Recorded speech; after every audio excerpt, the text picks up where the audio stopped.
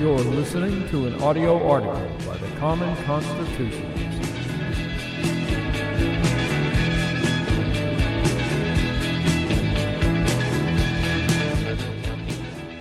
Today's article is entitled, NFL Quarterback Has No One to Blame But Himself.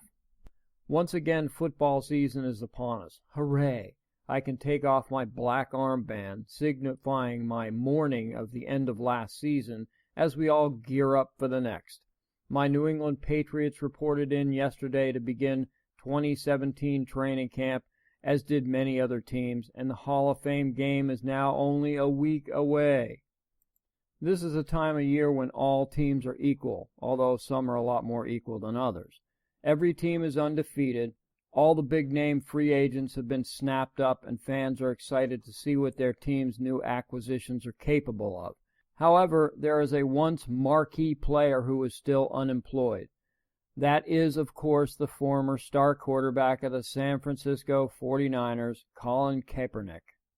The once stud signal caller who guided his team to the playoffs and a Super Bowl just a few years ago, okay, it was 5, has now become pro football's #1 outcast. But there may be a silver, or rather, Black Lives Matter lining to his dilemma, as, quote, some law professors believe he might have a race discrimination case against the Football League should he choose to file one, unquote.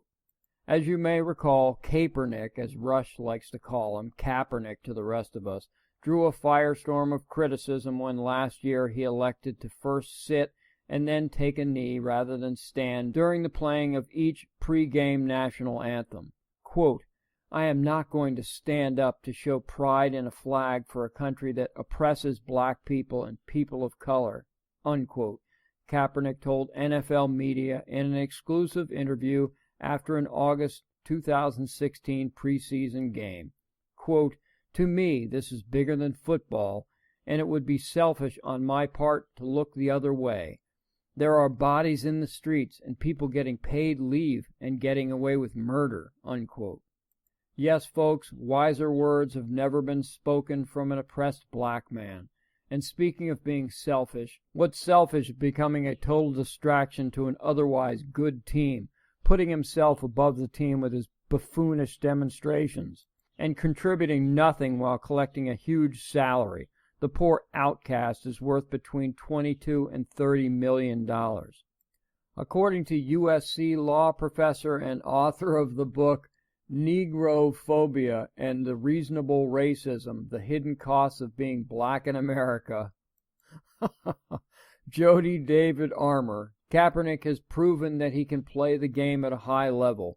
You can't point to the kind of record that he can point to and say that there isn't something going on here in the way of a message being sent out in some kind of discrimination, unquote.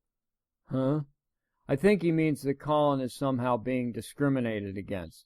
Well, it sure can't be racial discrimination considering blacks represent 70% of all NFL players. And negrophobia? That's a new one. Yet, according to Susan D. Carl, a professor of law at American University's Washington College of Law, Kaepernick would have a tough time getting satisfaction. She says that NFL teams, quote, have the complete right to choose the person they think is going to be best, and they can make that decision based on any reason except an illegal reason. And illegal reasons could include race discrimination, unquote.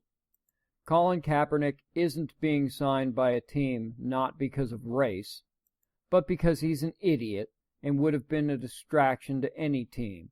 No team wants to suffer his antics and the wrath of their fans for signing him. The bottom line is that he went from normal American to radical black activist in no time flat, and he did so after he met and began dating his now girlfriend / maybe fiancée, Nessa Diab. His social media posts went overnight from good guy standard American football fare to angry social justice warrior, including posts of Black Lives Matter, Black Panthers, Nation of Islam, and Fidel Castro. For anyone who is still a fan of Kaepernick, don't blame the NFL for his downfall. He did this all on his own by getting involved with an angry radical Muslim activist and Black Lives Matter advocate. Good choice, Colin. Hope she's worth it. Thank you for listening.